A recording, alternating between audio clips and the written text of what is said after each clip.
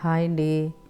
మన ఇంటికి ఎవరైనా సడన్గా వస్తున్నారన్నా లేదంటే కనుక వచ్చారు కానీ మనకి ఇంట్లో ఎక్కువ ఐటమ్స్ లేవు అనుకున్నా కూడా వాళ్ళకి ఇంట్లో ఉన్న వాటితోటే చక్కగా మర్యాదలు చేయడానికి వీలుగా ఉండేలాగా కొంచెం ఐటమ్స్ ఉన్నా కూడా మనం ఎలాగ మేనేజ్ చేసుకోవాలో ఈ వీడియోలో చూపిస్తున్నాను. ఇక ముందుగా నేను అరటికాయ బజ్జీల గురించి కొంచెం పిండిని కలుపుకున్నాను. శనగపిండిలోని కొంచెం బియ్యం పిండి, వాము, ఉప్పు, కారం అన్నీ వేసి బాగా మిక్స్ చేసుకొని లాస్ట్లో కొంచెం బేకింగ్ సోడా వేసుకున్నాను. ఇక ఒక చిన్న అరటికాయ ఉంటే ఆ అరటికాయని నేను ఇలాగా స్లైసెస్ లాగా కట్ చేసుకున్నాను రౌండ్గాని. ఎక్కువ మంది వస్తున్నారంటే ఈ మాత్రం క్వాంటిటీ సరిపోకపోవచ్చు.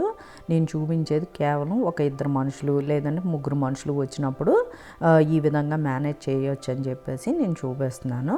ఎందుకంటే ఈ ఒక్క వెరైటీయే కాకుండా ఇంకొక వెరైటీ 2-3 వెరైటీలు పెడతాం కాబట్టి ఇద్దరు ముగ్గురు మనుషులకైతే ఈజీగా మేనేజ్ చేసేయచ్చు.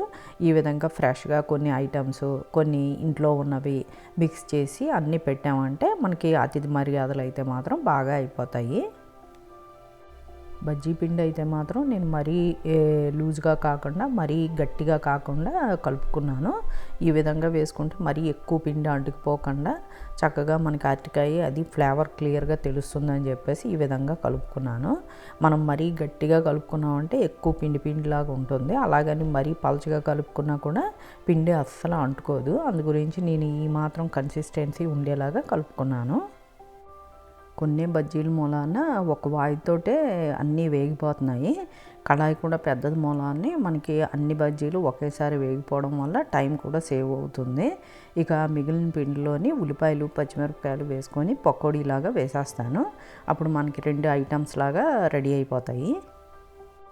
పకోడీలతోటి బజ్జీలతోటి చాలామంది టమాటో కెచప్ కూడా ముంచుకొని తింటానికి ఇష్టపడతారు కాబట్టి మనకి అది కూడా ఇంట్లో అవైలబుల్ ఉంటుంది. అలాగే కారపొడి అటువంటివి కూడా అవైలబుల్ ఉంటాయి కదా. మనం అవి కూడా సర్వ్ చేసామంటే ఈ బజ్జీల్లో అది ముంచుకొని తినడానికి అయితే బాగుంటుంది. ఇక మిగిలిన పిండిలోని నేను పచ్చిమిరపకాయలు, ఉల్లిపాయలు వేసి పకోడీలాగా వేసేద్దాం అనుకుంటున్నాను. ఈ బజ్జీలకు కలిపిన పిండి అయితే మాత్రం పకోడీకి పలచగా అయిపోతుంది. ఎందుకంటే మనం ఉల్లిపాయ కూడా వేస్తున్నాం కాబట్టి ఉల్లిపాయలో నుంచి కూడా వాటర్ వస్తుంది. అది ఇది కూడా మిక్స్ అయ్యి పలచగా అయిపోతుంది కాబట్టి మనం ఇందులో కొంచెం శనగపిండి, బియ్యం పిండి యాడ్ చేసుకుంటే కొంచెం గట్టిగా అయ్యి పకోడీలు కూడా నూనె పీల్చుకోకుండా చక్కగా వస్తాయి.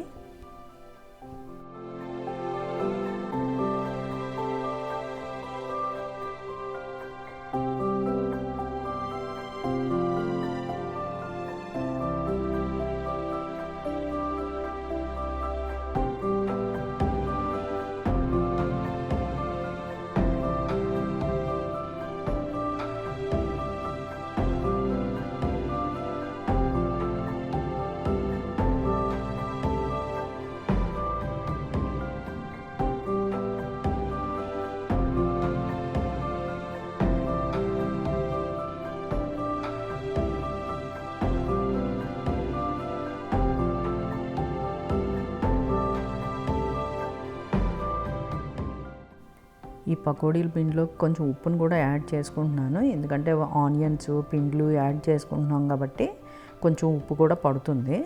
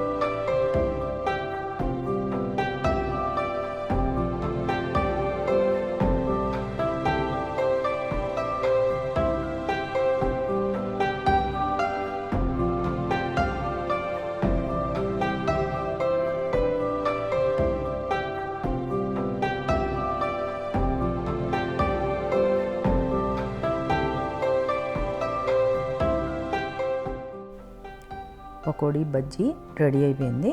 ఇక అదే నూనెలోని కొంచెం జీడిపప్పును కూడా ఫ్రై చేసాను. ఫ్రై చేసి దాంట్లోని ఉప్పు కారం జల్లేసి అదొక డిష్ లాగా ప్రిపేర్ చేసాను. ఈ విధంగా స్వీట్ ఏమో కాజు కత్లీ పెట్టాను.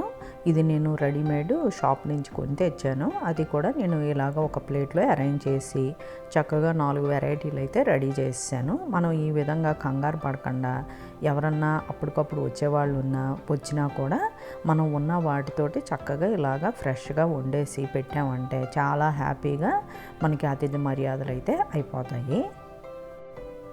కొంచెమే చేయడం వల్ల చాలా బాగా వచ్చినాయి బజ్జీలు పకోడీలు కూడా.